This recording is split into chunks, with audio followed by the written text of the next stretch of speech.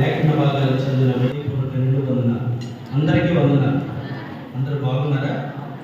మంచిది. గడిచిన 4 వారాలు కూడా దేవుడు తన మహాకృపలో ఇటువంటి అంతరాయ ఆటంకాలు లేకుండా ఈ శిల్వ ధ్యాన కోడికలు 28 కోడికలు 4 ఆదివారపు ఆరాధనలు ఈ మండల కాలంలో జరిగించుకునే కృపనిచ్చాడు. ఈ 5వ వారంలో నేటి మొదటి దినాన్ని ప్రవహించిన కృపను బట్టి ఎంతవరకు మనము ఆయన కీర్తించి ఆరాధించి లేఖనాలు చదవగా విన్నాం. కొన్ని నిమిషాలు దేవుని మాటలు ధ్యానించి మన ఆత్మీయ స్థితిగతులు వృద్ధి చేసుకోవడానికి సిద్ధపడదాం. ప్రతినిత్యము కూడా పరిశుద్ధాత్మ దేవుడు ఇవ్వబడిన అంశాల ద్వారా విలువైన సందేశాలు మనకి పొందుపరిచి అవగాహనలోకి తీసుకొస్తూ ఆత్మీయ అభివృద్ధికి కారణమైన మాటలు మనకు నేర్పిస్తూ వస్తున్నారు. నేటి రాత్రి కాల సమయంలో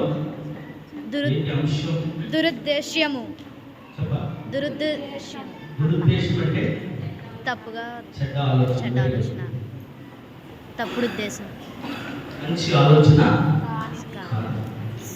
ప్రతిరోజు వింటున్న వాక్యాలు గుర్తుంటున్నాయంటారా? మళ్ళీ సంవత్సరం ఈ అంశాలు రావో ఆ పాటలు మనం ధ్యానం చేయాలి. మతీ సువార్తలో మనం ధ్యానం చేస్తున్నాము. ఈ అంశాల ప్రకారంగా ప్రతిరోజు చాలా విలువైన సంగతులే మనకి దేవుడు వెల్లడి చేస్తున్నాడు. మీరు అందరూ నేర్చుకుంటున్నారో గ్రహిస్తున్నారో లేదు మరలా సంవత్సరం చూడొచ్చు ఉండిపోతే కనుక వాక్యం ఉండొచ్చు, కానీ మనం ఉంటామో లేదో చెప్పండి. ఒకవేళ వాక్యం కరువైపోయి మనం ఉంటే కనుక నేర్చుకోకపోతే అప్పుడు దొరకని వాక్యం కోసం సముద్రాలు దాటి ఉన్నా కానీ దొరకడం కష్టం. అందుకనే ఏ పూట భోజనం ఆ పూటే మనం చేస్తాం. అవునా? అంతేనండి. ఈరోజు గారు తిన్నారా? లేదా 4 రోజులు ఉపవాసం ఉంటాం కదా, ముందే చేస్తే 4 రోజులు తెలియలేదు. అందులో నిర్లక్ష్యం చేయక సమయానికి ఆకలేస్తుందని ఈ దేహానికి ఆహారంతో ఎలాగైతే పోషించుకుంటున్నామో అంతరంగ పురుషుడు గురించి పౌలు గారు మాట్లాడుతున్నారు. ఏమని అంటే కనుక ఈ బాహ్యమైన పురుషుడు దినదినము కృషించినప్పటికీ అంతరంగ పురుషుడు ఏమవుతున్నాడు? నూతనపరచబడుతున్నాడు. దినదినం అంతరంగ పురుషుడు నూతనపరచబడితే తప్ప ఆధ్యాత్మిక స్థితిలో నువ్వు వృద్ధి చెందలేవు. ఆధ్యాత్మికంగా వృద్ధి చెందకపోతే ఆత్మీయంగా ఎదగలేవు. ఆత్మీయంగా ఎదగకపోతే కనుక నిత్యరాజ్యాన్ని పొందుకోలేవు. ఆ ఆధ్యాత్మిక స్థితిలో నువ్వు ప్రయాణం చేయకపోతే కనుక నిలకడైన విశ్వాసంతో భూమి మీద దేవుడి కుమార్తెగా ఏమాత్రము ఉండలేదు. మరి ఎలా ఉంటామయ్యా అంటే ఇవి లేనప్పుడు ఎలా ఉంటామంటే పుట్టు క్రైస్తవులుగా కొనసాగుతున్నాం, ఆచార భక్తిని కొనసాగిస్తాం, అలవాటుగా ఆరాధనలో వచ్చి వెళ్ళిపోతాం. తర్వాత ఏముందంటే కాలేజీకి స్కూల్కి వెళ్ళి వచ్చినట్టు వేరే విషయాలు ఏంటంటే కనుక అర్థం కాలేదు. చూస్తే ఎలాగైతే మనకు కోపం వస్తుందో మన చెమటంతా అది మనం కష్టపడి చదివించిన ఏమిటైతే ఎలాగ బాధపడతామో ప్రభు కూడా నిన్ను బట్టి నన్ను బట్టి మళ్ళా ఆ ఫెయిల్ అయిపోయి అన్ని గుండు సున్నాలు వచ్చినప్పుడు మళ్ళీ జాయిన్ చేస్తామంటే డబ్బులు ఖర్చు చదివిస్తామా? చదివించు. ఏదో పని లేకపోతే పనికి రాదని చెప్పేసి తీసుకోవడం. అది బాహ్యంగా కుమార్తె గురించి. మరి ఆత్మదేవుడు ఇన్ని అవకాశాలు ఇచ్చి ఆయుష్ను పొడిగించి ఈ సంవత్సరం కూడా ఈ 40 రోజులు క్రమం తప్పకుండా నా బడికి రండి, లేదా నా కాలేజీకి రండి, నా యూనివర్సిటీకి రండి అని నిర్ణయించి నీ కాలంలో నువ్వు నేర్చుకున్న దాన్ని ప్రోగ్రెస్ చూపించినప్పుడు తెలియాలి. అది ఎలా తెలుస్తుంది అంటే కనుక చదువుకున్నవాడు ఎలాగైతే వాళ్ళు మార్కులు వేసిన దానికి వచ్చిన ఆ పర్సంటేజ్ దాంట్లో గ్రేడ్ వేస్తారో అలాగే నీ ఆత్మీయ జీవితము ఎంత వృద్ధి చెందిందో నీకే తెలుస్తుంది. ఎందుకంటే నీ ప్రోగ్రెస్ అయినప్పుడు కుమారుడు నిమిషంలో వచ్చినాయనుకో చాలా మంది దేవుడికి ఏం చేస్తారు తెలుసా? ఓతిని సంతకం పెట్టేసి అలా ఇచ్చారు కదా. అక్కడ ఏదో చెప్తారు, చెప్పి సంతకం డాడీని పెట్టేసి చేస్తారు. అక్కడ వీటిని సమర్థించుకుని అక్కడ వెళ్ళలే నేను అనుకుంటే కనుక ఈ సెల్ఫ్ సాటిస్ఫాక్షన్ అవుతుంది. నీకు నువ్వుగా పరిశీలన చేసుకుంటే దేవుడు నాతో ఏం మాట్లాడాడు, దేవుడు నన్ను ఏం చేయమని చెప్పాడు, దేవుడి కోసం నేను ఏం చేయాలి, ఎంతకాలం ఏం చేశాను, ఇక ముందుకు ఏం చేయవలసి ఉంది, నేను చేయలేకుండా ఆగిపోతున్నానా, చేయగలుగుతున్నానా, లేదా నా జీవితంలో ఏమైనా మార్చుకుంటున్నానా, లేదా మార్చుకోకుండా ఎక్కడ వేసిన బొమ్మలు అక్కడ అన్నట్టు మామూలుగా మాత్రం ఏదో చేస్తున్నానా, ఈ ప్రశ్నలు వ్యక్తిగతంగా మనం వేసుకోవాలి. వ్యక్తిగతంగా ప్రశ్నలు మనం వేసుకోకపోతే మన ఆత్మీయంగా ఆధ్యాత్మికంగా ఏమాత్రం కూడా వర్తిలేదు. అలా కానప్పుడు ఒక పూట కడుపు మార్చుకుని దేవుడి సన్నిధికి రావడం ఎందుకు, ప్రభు నా ఉపవాసం ఉండవాలి. ఆయన ఇష్టమైన ఉపవాసం గురించి మీకు తెలియాలంటే యెషయా గ్రంథం 51వ అధ్యాయం చదువుకోండి, ఇంటికి వెళ్తారు. ఆయన ఇష్టమైన ఉపవాసం ఏంటో దాంట్లో పొందుపరిచాడు. ఒకవేళ ఈ లెంట్ అయిపోయిన తర్వాత, ఈ మండల కాల దీక్ష అయిపోయిన తర్వాత కొంతమంది ఎలా మాట్లాడతారో కూడా ప్రభు ఒకటి రాశాడు. మొదటి వచనాలు ఏమని రాశాడంటే, మేము ఆ ఉపవాసం ఉండదు ఎందుకు చూడవు అని అంటారంట. 40 రోజులు ఈ సన్నిధికి వెళ్ళి మనకి ఎందుకు జరగలేదు కార్యం అంటారు.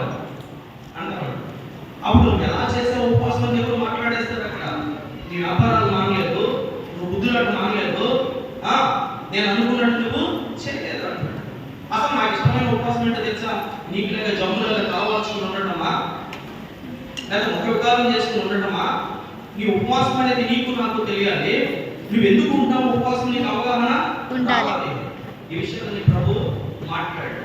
అలాగే ప్రతినిత్యం కూడా ఇవి గట్టింపులో లేకపోతే ఏదో చెప్తున్నారని నువ్వు అనుకుంటే కనుక నీకేమాత్రమో ప్రయోజనం లేదు. ఖచ్చితంగా వచ్చినందుకు మనం ఆహారం తీసుకుని వెళ్ళడం కాదు, ఏదో మాట నేర్చుకుని వెళ్ళాలి. ఈరోజు ఈ మాట నేర్చుకున్నాను, లేదా ఈ వాక్యం నుంచి తెలుసుకున్నాను అని నీ సాటిస్ఫాక్షన్ ఉన్నాను. ఇంటికి వెళ్ళిన తర్వాత పరిశీలన చేసుకో, నేను ఏం నేర్చుకున్నాను ఈరోజు అంటే కనుక నువ్వు నేర్చుకున్నది ఖచ్చితంగా ఇది కదా అని నీ మనసాక్షిని పూర్తి చేస్తాను అన్నమాట. నేర్చుకోలేదనుకో, వచ్చి వెళ్ళిపోయినుకో, అయ్యో మీకు ఏం చెప్పారంటావు అని అనుకుంటూ వస్తావు. నేను ఏం చెప్పాను మళ్ళీ గుర్తు చేస్తే అప్పుడు నీకు గుర్తు వస్తుంది. అలాగా నువ్వు నేర్చుకునే వ్యక్తిగానే ఉండాలి. ప్రభు అందుకే మళ్ళీ ఏ అవకాశం ఇచ్చాడు మనకి. మంచిది, రైట్. చదవబడిన లేఖన భాగాల నుంచి నేటి అంశాన్ని కొన్ని మాటలు మనము ధ్యానం చేసి వాక్యాన్ని ముగించుకుందాం. చదవబడిన ఈ 3 పాఠాల నుంచి మనం ఆలోచన చేస్తే, మొట్టమొదటిగా దురుద్దేశము అన్నదానికి మొదటి వచనం 27వ అధ్యాయం మత్తయి సువార్తలో ఉదయం అయింది. ఏం చేయాలని, దేనికి, ఎందుకు చంపాలనుకుంటున్నారు చేశారా? ఇదే మౌనం. అప్పుడు కూడా రాలేదు, కూడా ఏమీ లేదు. ఏదో ఒకటి చెప్పండి అబద్ధ సాక్ష్యం అని జనాలు కోరుకుంటున్నారు. అబద్ధ సాక్ష్యం కూడా ఏం చేయాలో తెలియక ఇవి దేవాలయం పడగొట్టి 40 రోజులు 40 సంవత్సరాల క్రితం దేవాలయం పడగొట్టి 3 దినాల్లో కడతానంటారు. ఆయన చెప్పింది ఈ వాక్యమైన దేవాలయం గురించి కాదు, 3 దినాల తర్వాత తిరిగి లేస్తారని. ఈ దేహం అనే దేవాలయం గురించి ఆయన చెప్పాడు. ప్రభు చెప్తున్నాడు, నీ దేహమే నాకు దేవాలయం, నీ నా దేహమే దేవాలయం. ప్రభు చెప్తున్నాడు, నీవు ఆహ్వానిస్తే నా స్వరం నుండి ఎవరైతే తలుపునిస్తే వాడు నేను నివసిస్తానని ప్రభు చెప్తున్నాడు. సొలొమోను మందిరం కట్టినప్పుడు కూడా చేస్తున్న ప్రార్థనలో ఏమంటాడు తెలుసా?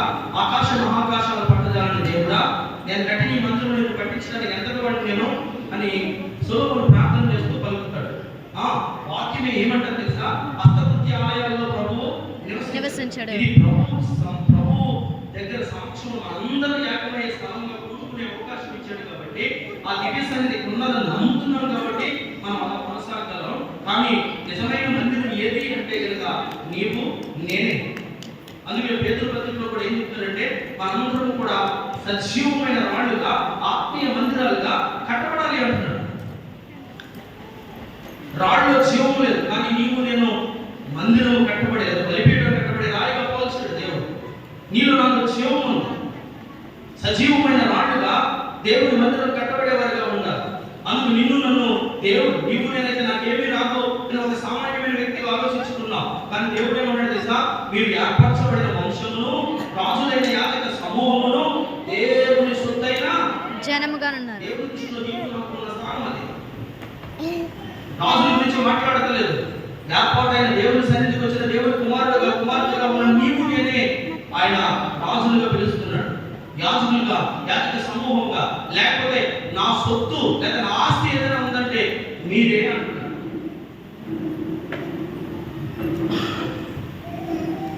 ఎందుకు ఈ మాట చెప్పుకుంటూ వచ్చి ఇక్కడ దాకా వచ్చాము? ఎందుకు సంపాలనుకుంటున్నారు జవాబు లేదన్న మాట గురించి తను చెప్పుకోవచ్చు.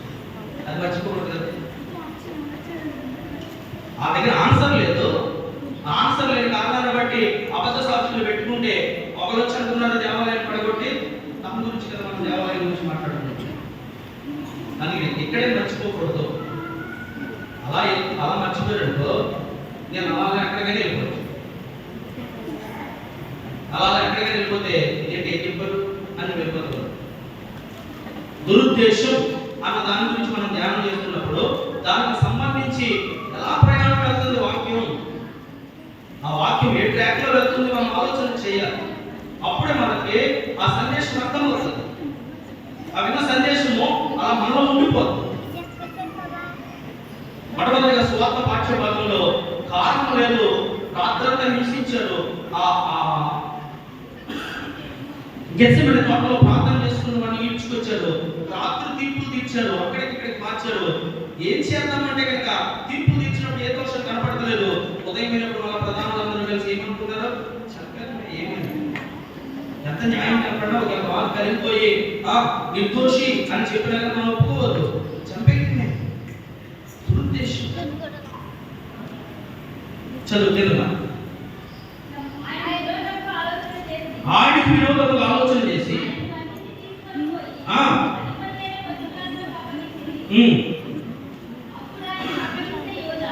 ఒక స్వార్థ 23వ అధ్యాయం 12వ వచనానికి వచ్చారు. అంతటా వారందరూ లేచి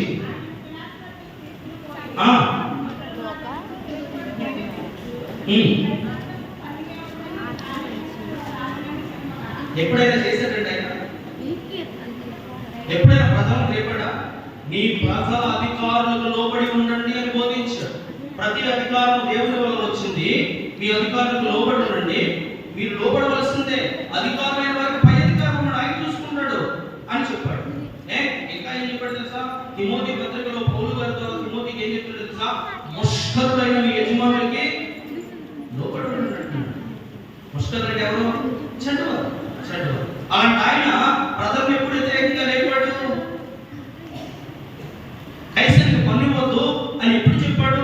పేతురు, నువ్వు జ్ఞానం పట్టిన సముద్రానికి వెళ్ళయ్యా, జ్ఞానానికి ఒక చేప పడుతుందని నోరు తెరువు, దాంట్లో ఒక షెకెల్ దొరుకుతుంది, నీ నిమిత్తము నా నిమిత్తము అధికారులకు పన్ను చెల్లించు అన్నాడు కదా. ఎప్పుడు చెప్పాడు? అబద్ధం, దురుద్దేశంతో ఇవన్నీ కూడా వారు చేస్తూ వచ్చారు. యోహాను సువార్త చదువు 19వ అధ్యాయం 4వ వచనం. పిలాతు మరలా వెలుపలికి వచ్చి, పిలాతు ఎవరక్కడ?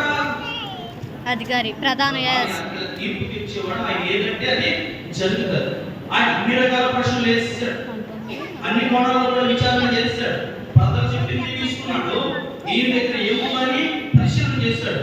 రాత్రి అయిపోయింది, మళ్ళీ పగలైంది, 9 గంటల దాకా కూడా విచారణ చేస్తున్నారు. అప్పుడు కూడా మళ్ళీ పక్కకు వచ్చి చెప్తున్నాడు, ఏమీ లేదయ్యా, ఏ దోషం నాకు కనబడలేదు.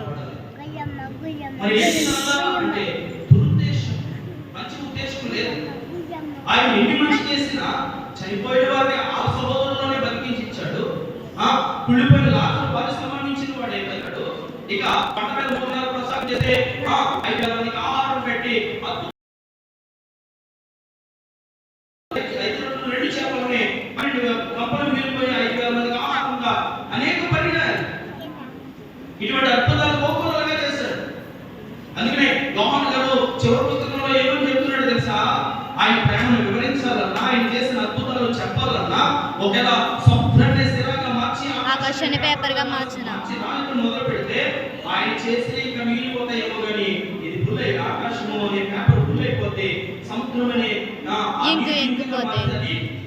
అయిపోతాయి చెప్తున్నాడు. అలాంటి గోకులంలో అద్భుతాలు చేస్తే ఆ 3 సంవత్సరాల్లో లెక్కించలేని ప్రతినిత్యము కూడా వేల కొలది చంద్ర రోగులను లేకపోతే పక్షవాయువులు దృష్టి వారిని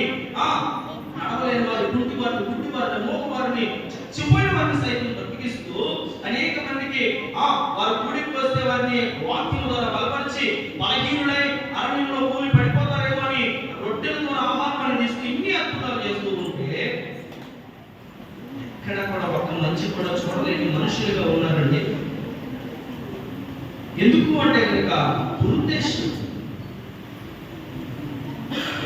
మనసులో చెడ్డ ఆలోచన ఎలా ఉంది అంటే కనుక పాతుకుపోయింది, గూడు కట్టేసింది.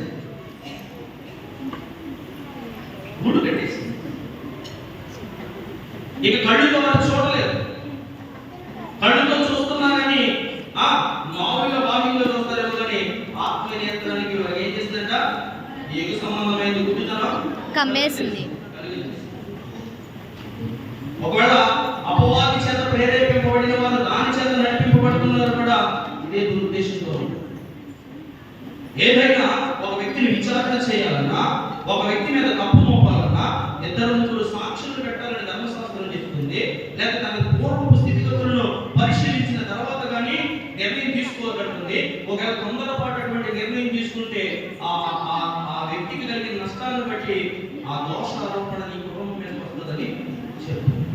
అది ఎరిగిన పిలాతే లేక అది ఎరిగిన ఏ రోజే ఏం చెప్తున్నారంటే, ఈ నీతిమంతుడికి మాకు ఏమన్నారు, నీతిమంతునికి చేతులు కడిగేసుకున్నారు. ఎందుకంటే దోషం వస్తుంది, అన్యాయంగా తీర్పు తెలుస్తుంది. దురుద్దేశం, ఇది దురుద్దేశంతో చేస్తున్నారని కూడా వాళ్ళకి అర్థమైపోయింది. అలా అర్థమైపోయి సెకండ్ ఆప్షన్ తీసుకున్నారు. ఏంటి సెకండ్ ఆప్షన్ అంటే,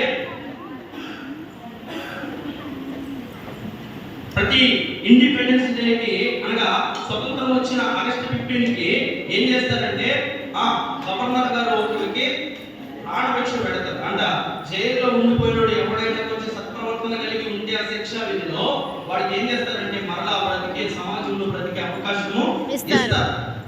అంటే యావజ్జీవ కారాగార పడిన ఖైదీ ఆ ఆప్షన్ తీసుకుని ప్రతి సంవత్సరము మీకు ఒక ఖైదీని విడుదల చేయటము ఆనవాయితీ ఉంది కదా, ఆ ప్రకారంగా ఈయన విడుదల చేస్తానని చెప్తుంటే, వద్దు మా అంతా దోసుకుని అడ్డొచ్చిన వాళ్ళని చంపిన వాడు ఉన్నాడు, ఎవడో బరబ్బానే బందిపోటు దొంగ. చూడండి దురుద్దేశం ఎంత దారుణంగా. అవసరమైతే వేరే వ్యక్తి, నష్టం చేసే వ్యక్తి, మమ్మల్ని చంపేసే వ్యక్తి, మనం దోసుకునే వ్యక్తే కావాలి, కానీ ఈ మంచి చేసే ఆయన మాకు వద్దు అంటే మనసులో ఏముండిపోయింది, దురుద్దేశము. చలో సామెతల గ్రంథం 4వ అధ్యాయం 16వ వచనం.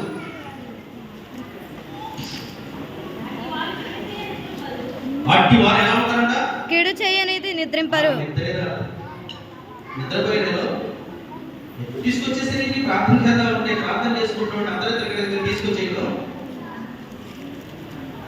రాత్రి 9 నుంచి ఉదయం 9 వరకు కూడా నానా చిత్రహింసలు పెట్టారు మా ప్రభువుని. దురుద్దేశం కలిగిన వ్యక్తులు ఇలాంటి వారంట మనసులో పెట్టుకున్న దురుద్దేశాన్ని బట్టి అవతల వ్యక్తికి ఏదో కీడు చేయిందే, నష్టం చేయిందే నిద్రపోరు, నిద్ర అనేది రాదు. వాక్యం నమ్మదగినది. వాక్యము పూర్ణంగా ఆలోచిస్తే సుస్పష్టంగా నీకు నాకు బోధ చేస్తారు.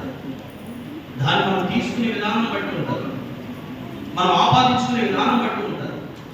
ఎప్పుడైతే ఒకవేళ అటువంటి జాడలు కలిగిన ఛాయ కలిగిన ఆలోచనలు నాలో ఉంటే కనుక, ఈ వాక్యం ద్వారా నేను సరి చేసుకోవాలనుకుంటే కనుక నీకు మేలు అవుతుంది. అటువంటి దురుద్దేశం కలిగిన భావం అనేది పోతుంది, సుఖంగా నిద్రపోతుంది, ఆరోగ్యదాయకమైన నిద్ర నీకు కలుగుతుంది. అలా కాకుండా ఎదుటి పచ్చగా ఉన్నాడని, లేదా ఇంకో స్టేర్ వేసుకున్నాడని, వాడి పొలం బాగా పండిందని, నీకంటే బాగా ఉన్నాడు, ఏడ్చేసి బట్టి కొనుక్కొస్తే నీకేమైనా వస్తుందా? కాదు. వాడు కలిగిన దాన్ని నువ్వు చింతించేస్తూ ఉంటే నీ ఎక్కువ కుమారుడు ఎక్కువ అవుతుందా? అవదు. వాక్యం అదే కదా చెప్తుంది.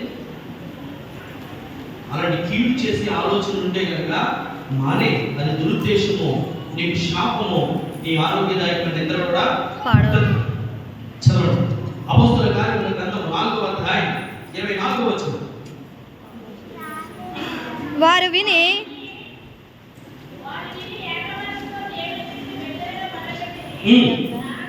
4:24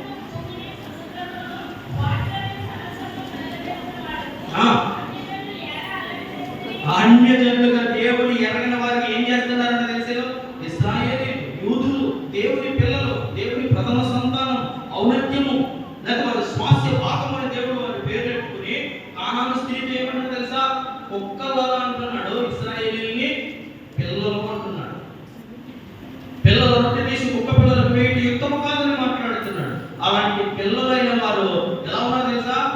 అన్యజనుల వలె, అంటే దేవుణ్ణి ఎరుగని వారిగా ఎలా ఏం చేస్తారట? అల్లరి చేస్తున్నారు. ఎటువంటి అల్లరి తెలుసా? సిలువేమో సిలువేమో. సిలువేమో దురుద్దేశం, అల్లరి చేస్తున్నారు. ముందు చెప్పబడిన మాట ఏంటి తెలుసా? ఆకాశానికి భూమికి మధ్య. 24వ వచనం.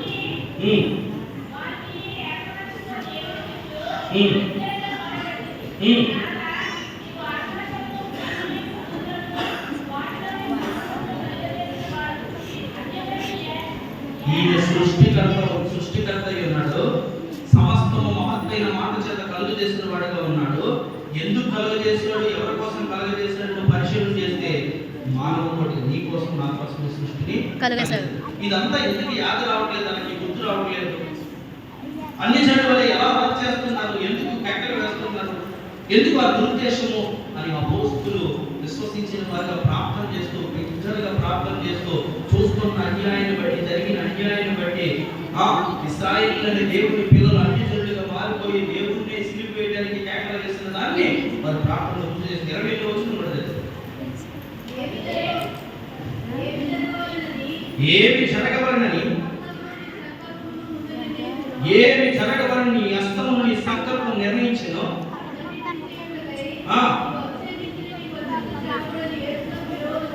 యేసుకు విరోధముగా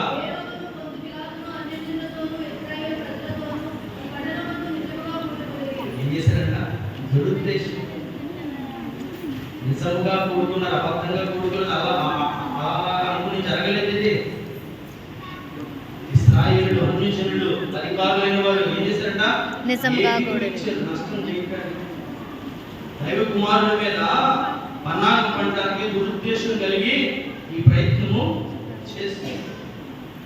చదవండి మరొక మాట. మీకా గ్రంథం 2వ అధ్యాయం 1వ వచనం.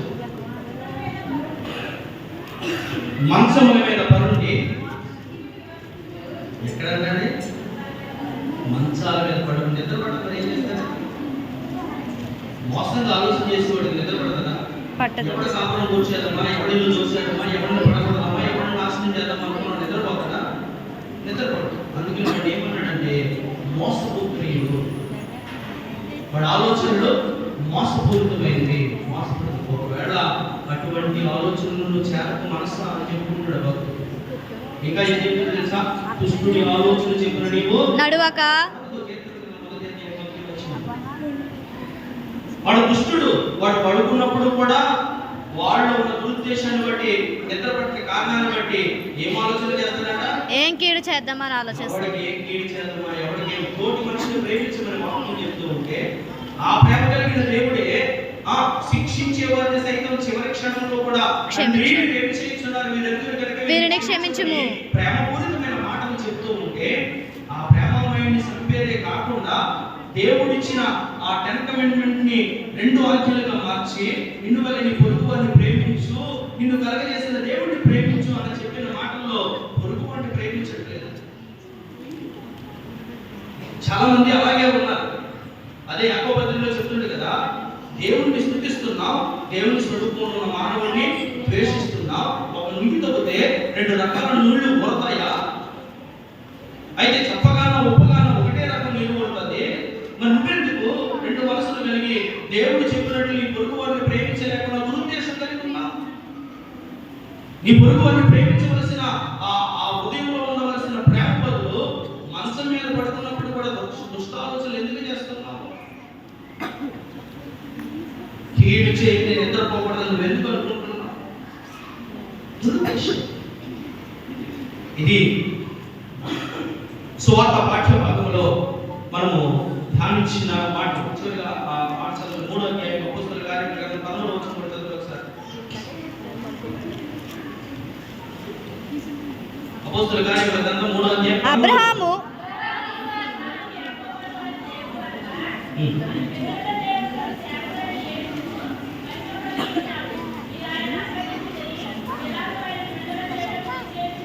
ఒక అధికారాన్ని వాడు విడుదల చేయాలని ఆలోచన చేసినప్పుడు ఏం చేశారంట? నిరాకరించితిరి. ఎందుకు అంటే వారికి చివరికి అర్థం అవ్వదు. ఎందుకు చేశారంటే కనుక అయోమయం అర్థం అవ్వదు. ఆ అయోమయంలో ఏం చేయవలసి వచ్చింది తెలుసా? మళ్ళీ ఏం చేయవలసి వచ్చిందో తెలుసా? సమాధిని భద్రం చేసి వారికి తెలుసు కాబట్టి ఆ వంచకుడు 3వ దినం లేచిపోతానన్నాడు. ఏమో లేచిపోతాడేమో, మరి ఏంటి అంటే కనుక నేను చేసింది ఏదో నేను చేశాను. ఆయన యూదుల రాజని ఆయన చేసి అలా కూడా వద్దనుకున్నాడు, రాజు కదా అంటున్నాడు. సరే నేను భద్రపరిచి నేను ఇచ్చిన సెక్యూరిటీ ఇచ్చాను, మీటింగ్ అనుమానం మీకు ఎక్కడైనా నేను చేసుకున్నాను. ఏళ్ళ కొంతమంది నెట్టారు. వాక్యం నమ్మదగింది. ప్రభు చెప్పిన లేఖనాల ప్రకారం 3వ దినం లేచాడు.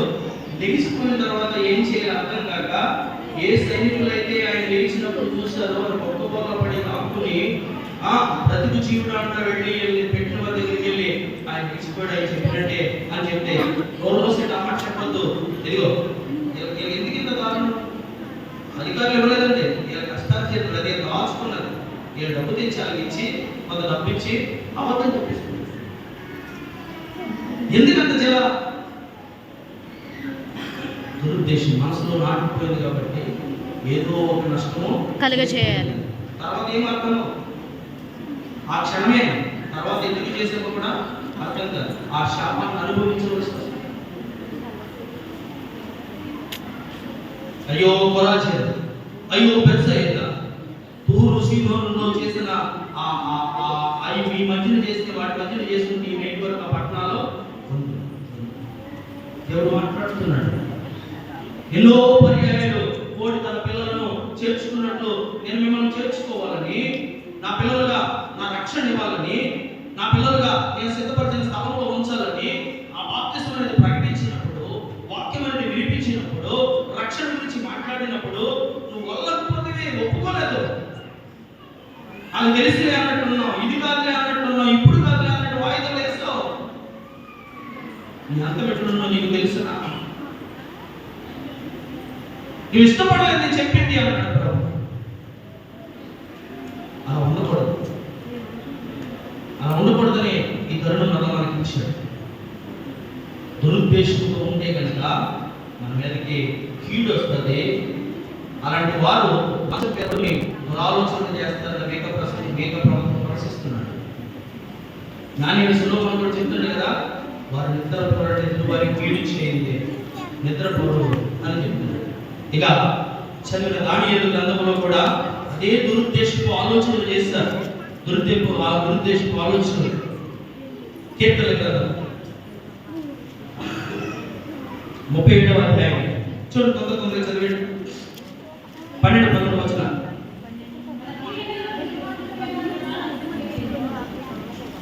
చదవండి. భక్తిహీనుడు అనగా దేవుళ్ళలో సరైన ఎదుగుదల అవగాహన లేనివాడు, దేవుని భయం లేనివాడు, ముందొచ్చే శిక్ష గురించి ఏమాత్రం అవగాహన లేనివాడు భక్తిహీనుడు అని చెప్తుంది వాక్యం. వాడు ఏం చేస్తాడంట? నీతిమంతుల మీద దురాలోచన చేయను. నీతిమంతుల మీద చదువు.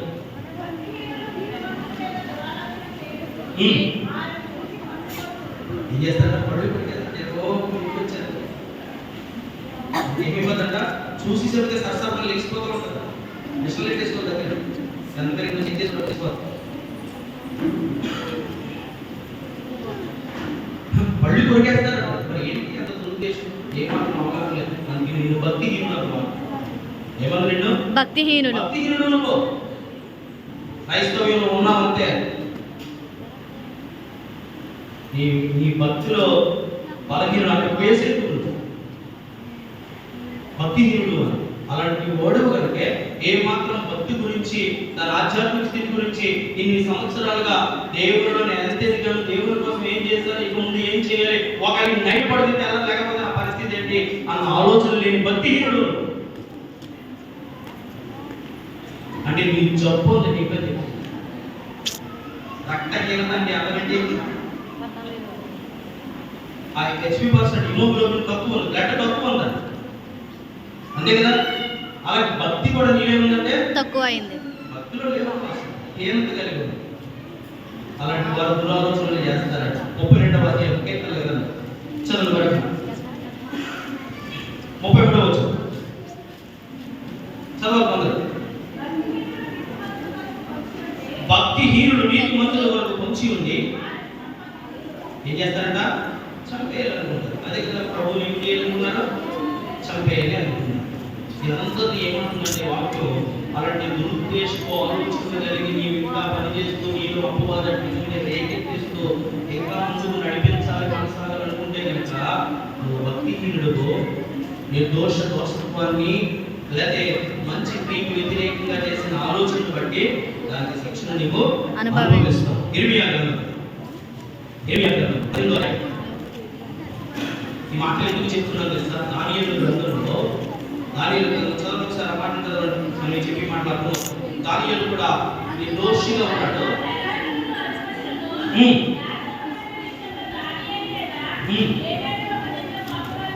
ఏదో ఒక నింద అంటే ఏమీ లేదు. అవసరమైతే మసిపూసి మారేడుగా చేసేస్తారు, ఏదో ఒకటే వేసేస్తారు. ఎప్పుడు నిజో ప్రయత్నం చేస్తూనే ఉన్నారు ఏదో ఒకటి వేసి తట్టుకోలేదు. ఏసీలకు ఏది దొరకలేదు. ఏది దొరకపోయేసరికి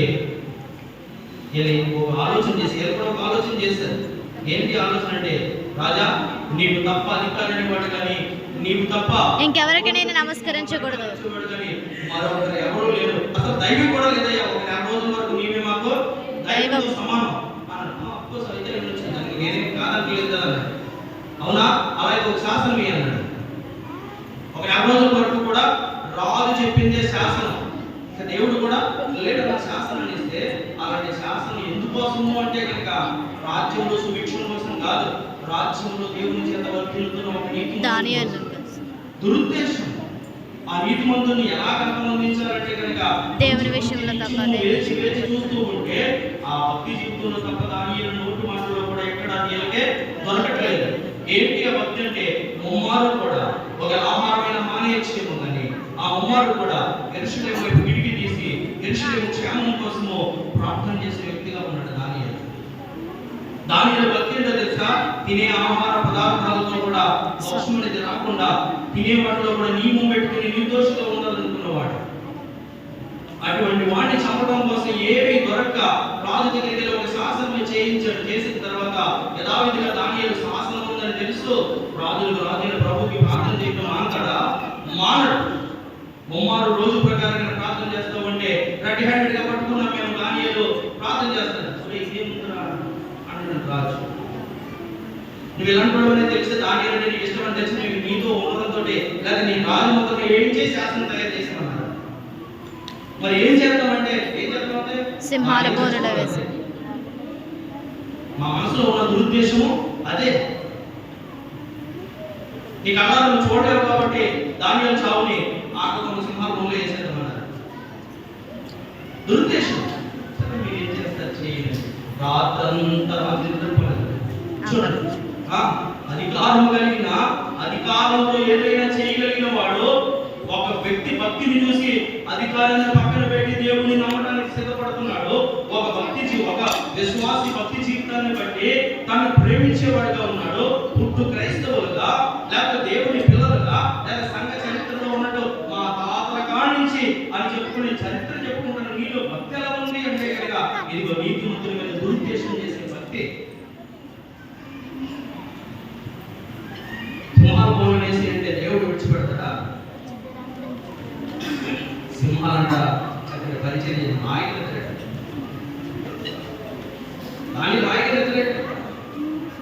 మీకు సంగతి క్రీస్తు మీకు ప్రకటన చేస్తూ ఉంటే పేతురు గారు చేసిన శరసాలు ఏంటంటే ఆయన ఏం చేస్తారు? వైకల్యం ఉన్నాడా? ఇప్పుడు నన్ను ఏం చేస్తారు?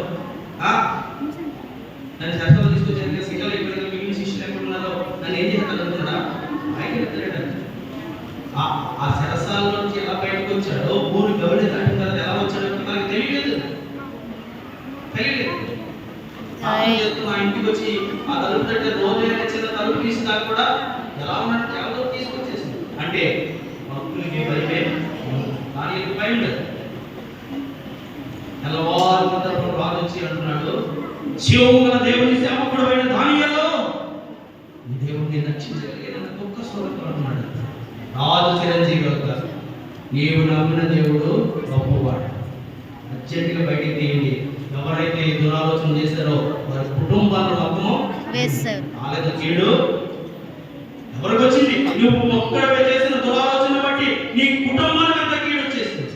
కింద పడకుండానే ఎముకలు సైతం పగలగొట్టి మూలుగులు తినేసాయంట. ఎముకల్ని పగలగొట్టి మరి మూలుగులు తినేయంట సింహాలు. ఒక్కడే ఉన్నప్పుడు ఏమి చేయలేదు. కానీ దేవుని సేవకుడు కుటుంబాలు వేస్తే ఎన్ని దినాలు ఆ పస్తులు ఉన్నాయో అన్ని దినాలు సరిపడి ఆట తీర్చుకున్నాయి. మొద్దు పెళ్లి సంపేదమని అవమానపడిన పుట్ట ఉరుకుల మీద ఎవడెక్కాడు? కుటుంబాలు ఎక్కేసింది. ఒక్కడే కాదు, కుటుంబాలు ఎక్కేసింది. నువ్వు చేసే దురాలోచన, నువ్వు చేసే అత్యాశక్తి కుటుంబం మీదకి వచ్చేసి జాగ్రత్త.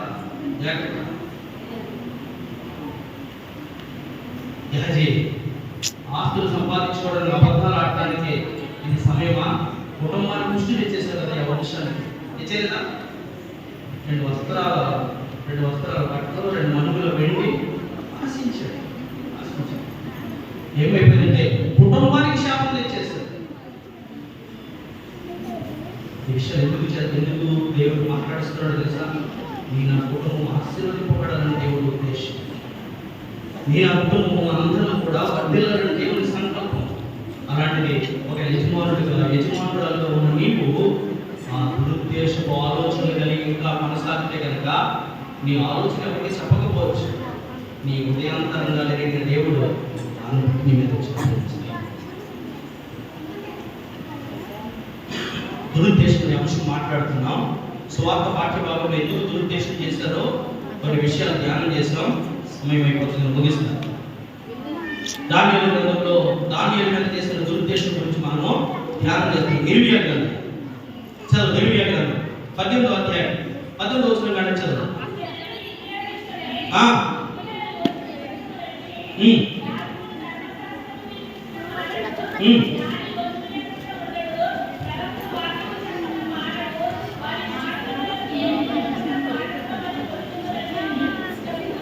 ఏం చేస్తాడు? ఏ ఉద్దేశంతో చెప్తాడు? దురుద్దేశంతో. ప్రవక్త అనేవాడు దేవుని మాట ప్రవచించకుండా ఉండడు. జ్ఞాని అనేవాడు దేవుడు ఇచ్చిన వాక్యాన్ని బోధించకుండా ఉండడు. మనకి ఏ ఒక్క దొరకదో ఈ వంకను బట్టి మొహమ్మై ఉండేదాము, దూరంలో పడేసేద్దాము. 2:23 వచ్చిన కూడా చదువు.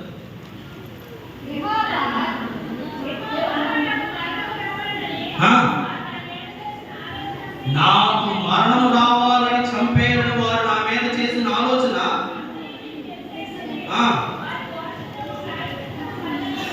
కానీ సేవకుడు ఏం చేస్తాడు తెలుసా? దేవుని కుమారుడైన వాడు, దేవుని కోసం చేసేవాడు ఏం చేస్తాడు తెలుసా? ప్రేమిస్తాడు, వారి కోసము ప్రార్థన చేస్తాడు. కీడుకు ప్రతి కీడు అన్ని చేయగలిగిన ప్రభువే మీరు ఏం చేస్తున్నారు? తెలియజేస్తున్నారు. ప్రభా క్షమించని చెప్తే ఆయన దగ్గర ఆయన సంఘములో ఒక సంఘ పెద్దగా ఉన్న స్టెఫను దాన్ని మీరు ఏం చేస్తున్నారు? మీరు చంపేస్తున్న వారిని, రాళ్ళతో కొట్టి చంపేస్తున్న వారిని మీరు ఏం చేస్తున్నారు? మీరు దేవుని మనసు కలిగిన వారు, దేవుని ప్రేమ కలిగిన వారు ఎదుటి వారికి పగను లేదా ప్రతీకారాన్ని, ద్వేషాన్ని వారి మనసులో పెట్టుకోరు. ఇంకా చెప్పాలంటే ఇదిగో ఇర్మియా విలపిస్తున్నాడు వారి కోసం. నీళ్లు లేని గోతులో వేశారు. బయట ఆకలి ఉంది, కరువు ఉంది. ప్రజలు అప్పటికే కరువుతో చచ్చిపోతున్నారు. ప్రజల్లో వాడు ఒకడే కదా, అలాగైనా చచ్చిపోతున్నారు కదా ఆలోచించకుండా, రాజు చెప్పినా వినకుండా ఈ ప్రజల ఉద్దేశంగా ఏం చేశారంట? కానీ ఆ ప్రవక్త నీతిమంతుడిగా ఉండి విలపిస్తూ ప్రజల కోసము ప్రార్థన చేస్తారు. ఏ దురుద్దేశం ఎక్కడ దొరుకుతాడు అంటే కనుక వేరే విషయాలు ఎక్కడ దొరకడు. పెట్టేసుకుందాం. ఇదిగో ఇర్మియా ఎప్పుడు కూడా ప్రజల గురించి ప్రవచిస్తూనే ఉంటాడు. జ్ఞానంతో దేవుని వాక్యాన్ని బోధిస్తూ ఉంటాడు. ఏ తప్పు దొరుకుతుందో చూద్దాం. ప్రభువును కూడా అదే కదా. ప్రభువును కూడా ఆ 3.5 జీవిత చరిత్రలో 33.5 సంవత్సరాల జీవిత చరిత్రలో 30 సంవత్సరాల తల్లిదండ్రుల దగ్గర ఉండి తల్లిదండ్రులకు సేవ చేసిన ప్రభు ప్రవక్తకు ఇచ్చిన ఆ పనిని నెరవేర్చడానికి 3.5 సంవత్సరాల సువార్త పర్యటన చేస్తున్నప్పుడు మరి ఏం చేసేవాడు తెలుసా? ఐసీకు పండించడం న్యాయమా కాదా? లేకపోతే మోషే చెప్పాడు, భార్య ఉండగా విడాకులు చేసి పార్త్యాగ ప్రతిజ్ఞ చేసి ఇంకో భార్యను చేసుకోవచ్చా లేదా?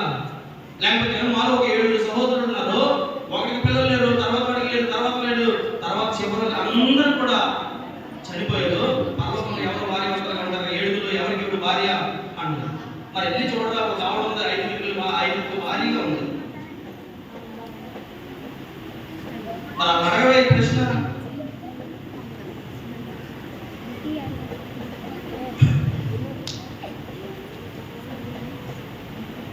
దాని కూడా పరిశుద్ధ గ్రంథంలో మాటలు, మా ఆహారమే తింటాం, మా వస్త్రాలే ధరిస్తాం.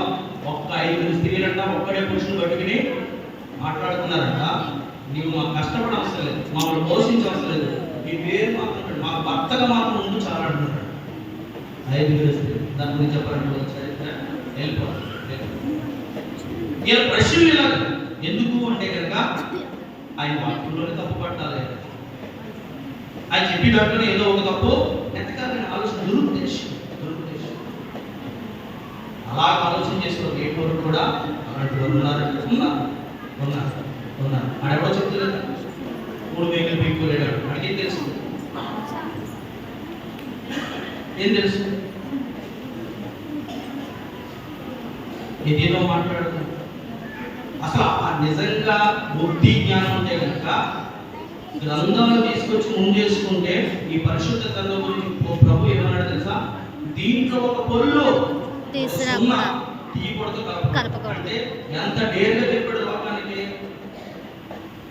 దీంట్లో కలిపితం ఏమి లేదు, నువ్వు తీసి మళ్ళా కలపవలసింది ఏమి కూడా లేదు. సంవత్సరానికి ఇంకో జ్ఞానం వచ్చిన దానికి కొన్ని చూడాలి యాడ్ చేయడానికి.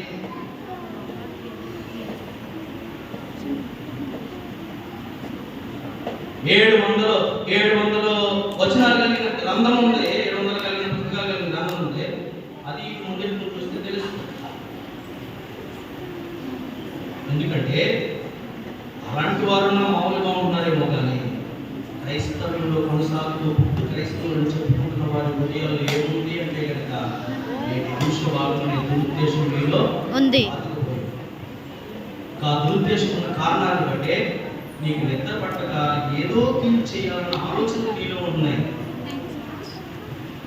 పెద్దలు మనకు స్వామి చెప్తారు తెలుసండి, మనం ఎందుకు పాపను ఆడైపోతాడు అంతే. ఎవడ చేసుకున్నాడు వాడే అనిపించేంత పెట్టి మళ్ళా ఆడ గురించి నువ్వెందుకు పాపం కూడగట్టుకుంటావు? అటువంటి దురుద్దేశాలు నీకు ఎందుకు? వాక్యం ముగించు. పేతురు రాసిన మొదటి పత్రిక 3వ అధ్యాయం 16వ వచనం చదువుకోవాలి. నిర్మలమైన మనస్సాక్షి కలవాలి.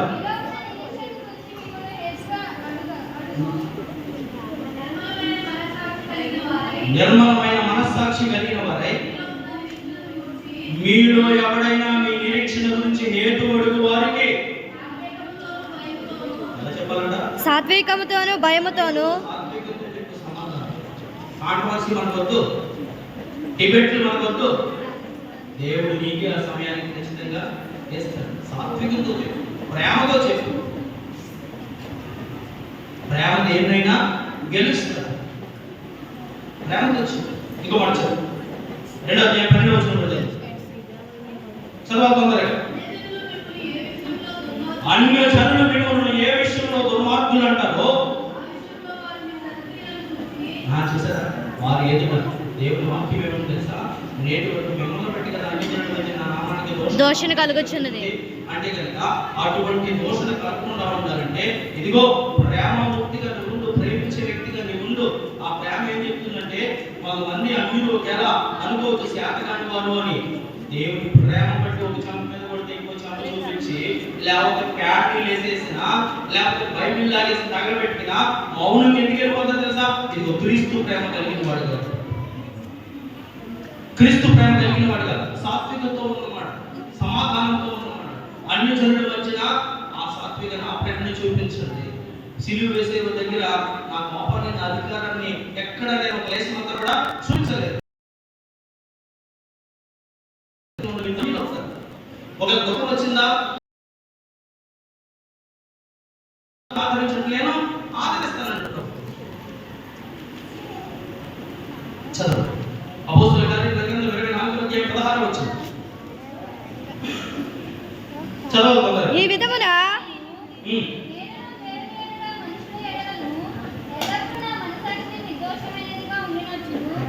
దేవుని ఎదుట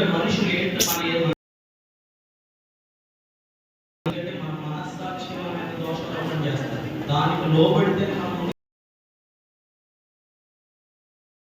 నీకు ఎవరో చెప్పవలసిన లేదు, ఇతరులు ఎవరో చేయవలసిన లేదు. నీ మనస్సాక్షి నేను గర్తిస్తుంది. నువ్వు చేసే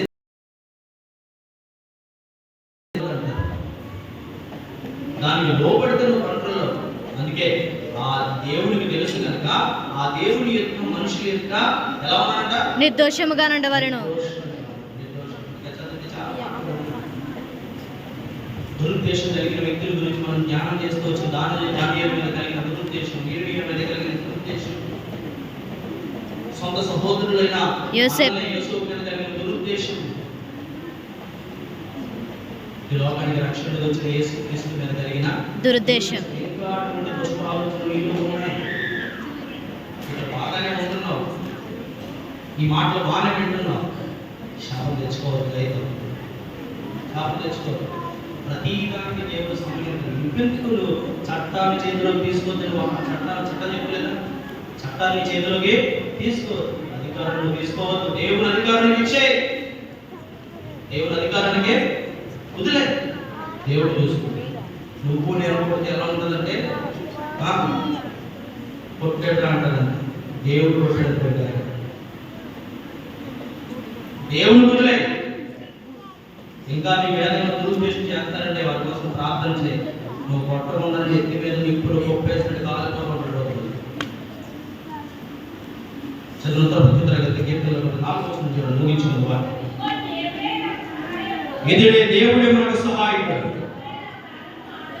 ఏం చేస్తాడంట, ప్రభువే నా ప్రాణం ఆదరిస్తాడు. సింహాసనంలో వేసేసిన దురుద్దేశం కలిగి దానియేలు దేవుడే విడిపించాడు, తప్పించాడు, బోన్లోంచి బయటికి తప్పించాడు. చంపేస్తే అయిపోతుంటే ఆయనే ప్రభువుగా, ఆయన ద్వారానే రక్షణ తీసుకోవాలని, ఆయన నామంలోనే మానవ కోటికి రక్షణ ఉందని, ఆయన ప్రతి నోరు ఒప్పుకోవాలని, ఆయన ప్రతి మోకాలు ఒప్పుకోవాలని దేవుడే ఈ లోకానికి అధికారిగా ఆయన్ని నిర్ణయించాడు. ఏమనుకున్నారు, దురుద్దేశం చేసి సంపేత సరిపోతున్నాడు.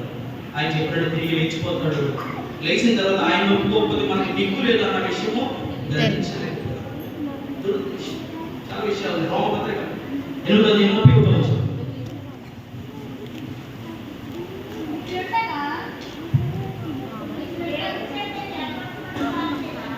దేవుని చేత ఏర్పరచబడిన వారి మీద ఎవడాడు దేవుడు ఏర్పాటు చేసుకుంటే నువ్వు ఎవడ మీద మొత్తం నేరం, నీకు ఎవడిచ్చాడు అధికారం?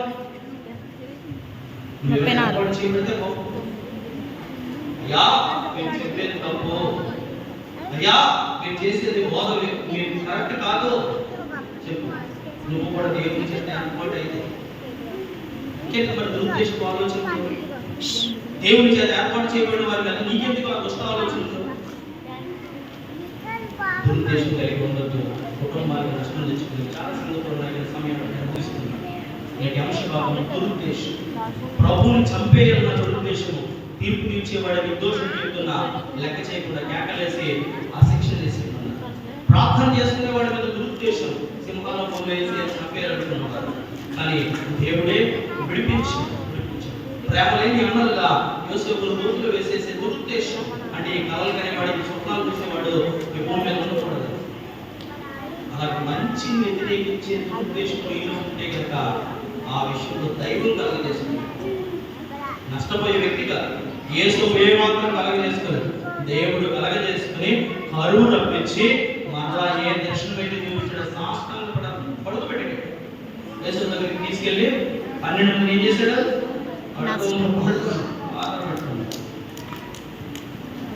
దేవుడు నమ్మదగిన వాడు, దేవుడు ఆయన పిల్లలకి మనందరం కూడా ఈరుకు పేరు చేయి, ఎదుటి వారిని ప్రేమించే వ్యక్తిగా ఉండు. అంతేగాని నీ ఆరోగ్యాన్ని పాడు చేసే నిద్రలేని లేమి కలిగిన రాత్రుల్లో దురుద్దేశపు ఆలోచనలు చేయకూడదు. అది అపవాది సంబంధమైంది. దానివల్ల నువ్వు ఒక్కడమే చేసే ఆలోచన నీ కుటుంబానికి నష్టం జరుగుతుంది. అలా కాకుండా దేవుని ప్రేమ కలిగి, దేవుడిచ్చే వాక్య తలంపు ఆలోచనలు కలిగి పరలోకం చేరే వరకు కూడా ఈ భూమి మీద ప్రభువుని ఆధారం చేసుకుని కొనసాగడానికి పరిశుద్ధాత్మ దేవుని సహాయం అనేది మనకు అనుగ్రహింపబడును గాక.